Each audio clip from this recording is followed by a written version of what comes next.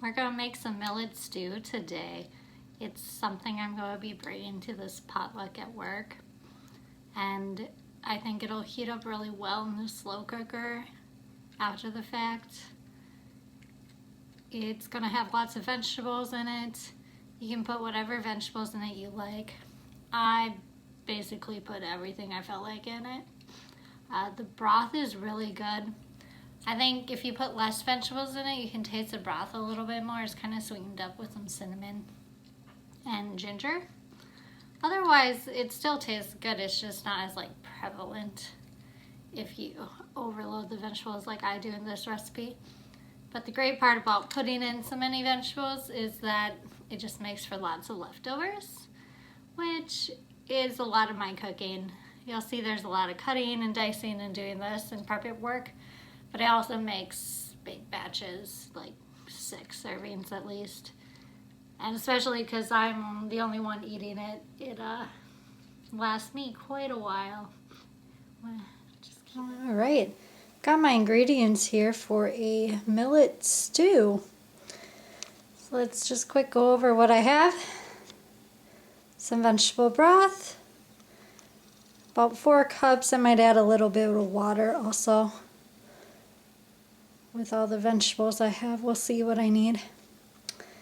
I have also some bell peppers, some sliced mushrooms because I didn't feel like cutting them, 2 carrots, onion, a few cloves of garlic. I got a few small ones, so I added a few more. Bay leaf, cinnamon stick, zucchini, 2 cans of diced tomatoes, and a head of cauliflower. Also some spices. I'm going to add a little bit of garlic because I'm obsessed. Frozen pizza, salt, and my millet in the back. I couldn't find millet at the grocery store. I ordered it from Amazon. Yeah, thought it was a pretty good deal and it's not too bad. I never actually used it until recently.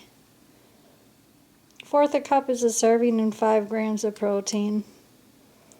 It's also gluten-free, which is good because I'm going to make a potluck for at work. And hiding behind my onion, I forgot some ginger. Very important. Here's my garlic. We're going to first take the skin off of this. I've heard that organic garlic, you can use the skin, but I couldn't find organic garlic at my grocery store. So I just like to peel off the first layer of skin. And then we're just going to chop up the garlic a little bit. Here I'm roughly chopping it because it's just going to season this broth that we're going to make. Put them all in with the broth on your stove and simmer it for about 15 minutes. We'll come back to it. Alright, now we'll cut up the cauliflower. First, these leaves that kind of get in the way, you can kind of pull those off. And underneath you see there's more of a base. That's where we want to get to. Sorry, it's hard to see in this. So I'm just going to cut a little here first and kind of pop off this bottom. Perfect. Now you just have your floret of cauliflower there. We'll take that guy off, pull off any extra leaves. And I'm going to cut this in half because it's kind of big. And then we're going to let it soak in some just cold water to help loosen up any dirt and to kind of help clean her up. Go scrub her off a little when it's been sitting. Put it in for about 10 minutes. Should be good.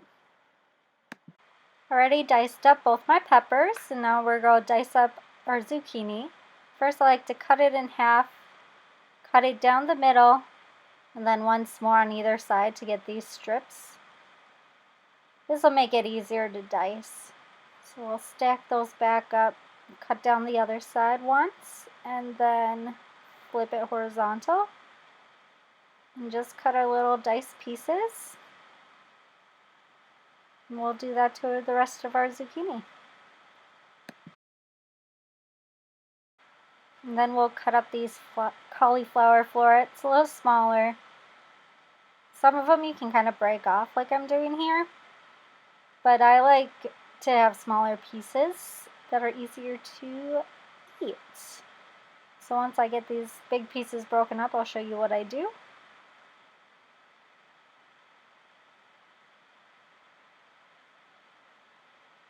So we'll take our knife and we'll literally just cut. Sometimes I like to just cut the stems of the cauliflower because it leaves less that breaks apart, but you can cut through the whole floret piece, even the top bushy tree-like area.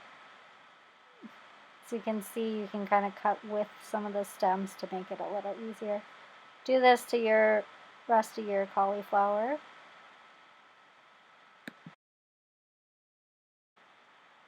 Alright, our broth is ready. We're going to just take these vegetables out. I just caught them and put the broth aside in a separate bowl.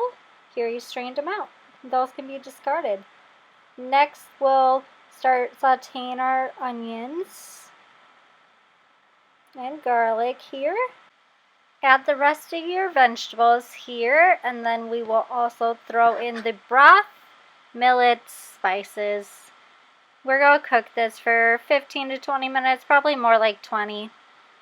And cook it covered, and then we'll see if it's done, taste it, and if you need to add a little salt or something, do so then, and maybe let it cook a few more minutes.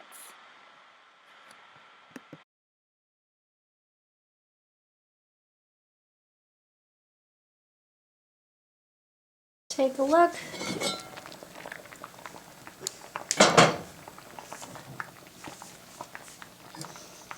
I added a little bit more salt 5 minutes ago when I tasted it. Look at that. That millet kind of breaks up into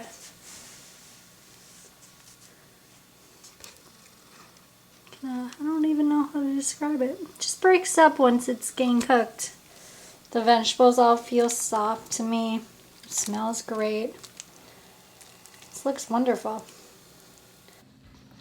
Okay guys, so this potluck went really well with the millet. This is a few days after. Kind of looks weird and mushy. Actually the millet, I might not have cooked it long enough because it was a little bit firm and not as tender as I would expect. But once I had it in the slow cooker for a few hours to heat it up before work, it actually seemed to soften it up, so it was better for all my lovely co-workers who got to eat it. Like I said, I think the broth gets a little overpowered when you put in this many vegetables. Honestly, I think it'd be really good with just like the tomatoes, cauliflower, onion, and bell peppers. And mushrooms if you like those. I love mushrooms, so I put them in. That's basically all the vegetables I put in. Less bell peppers, maybe. Just one instead of two. But I had to use them up. And stews are a great way to do that, and you can just season it with other seasonings. You could probably just put in even a little bit of cinnamon if you wanted that little more sweetness. Or cut the ginger up more finely and then just leave it in. That would really give it a nice kick. I just won't leave the big strips like I had if you were planning to do that. Yeah, so I've got lots of leftovers even after bringing this into work. I'm super excited to be eating this during the week because it means it's one less meal I have to cook. You're wondering, why do you do this, Anna? Why are you doing this? What are your thoughts behind it? Well, let me tell you, if you don't already know. It started with all these coworkers, wow, people usually say they like my food, but I don't know if they're just saying that to be nice. If you are, thank you, you're the best. It started with a coworker saying I should make videos. So then of course I went on YouTube and I watched other people making videos and stuff, and I was like, I can do that. And mostly I want to show some recipes that I make because people are always asking me for recipes. Like, me and my mom share recipes all the time. She also likes to cook, so that's probably where part of this started. We just awkwardly paused for a drink of coffee. And, yeah, so I like to cook. I like to share recipes. I like to share good food ideas. And I've been asked for food ideas from a few people. Not a ton, but enough that I thought, why don't I just make some videos and then everyone can go on and they don't have to awkwardly ask me for a recipe. So here I am coming up with ideas to make for you and things I like to make and trying to find and think of new things to do because exploring food and different food options is so good. Sometimes the recipe turns out okay or it turns out really good one time and you make it again and it's not quite the same. So I guess in that respect I like to make a lot of food and different food because it's a little different every time. Sometimes I just put different vegetables in depending on what I have around and feel like eating. So that it's, a lot of times it's not the same recipe. So keep that in mind when I'm cutting up vegetables. A lot of things you can kind of do whatever you want. If you don't like it, put something else in. If you use oil, put oil in. I'm just not going to do that for where I'm at. And you can do that yourself if that what makes cooking easier and better for you. Because cooking at home, it's wonderful. Saves you lots of money. Takes a little bit of time, but it's totally worth it. Alright, I'm gonna go get some cat snuggles and eat some of this millet soup. Alright, love you guys. Bye.